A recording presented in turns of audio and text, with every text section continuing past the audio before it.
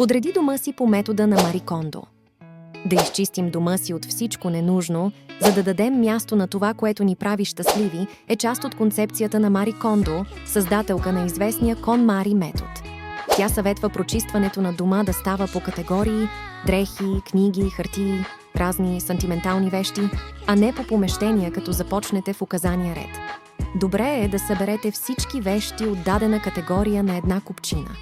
Това ще ви позволи да видите точно какво притежавате и има ли повтарящи се или почти еднакви неща. После докоснете всяка една от тях и мислено си задайте въпроса: носи ли ви радост или не? Ако отговорът е отрицателен, то задължително се отървете от нея, като я изхвърлите, дарите или продадете. Не забравяйте обаче да благодарите на всяка вещ за нейната служба. По този начин ще превърнете дома си в място, изпълнено с радост и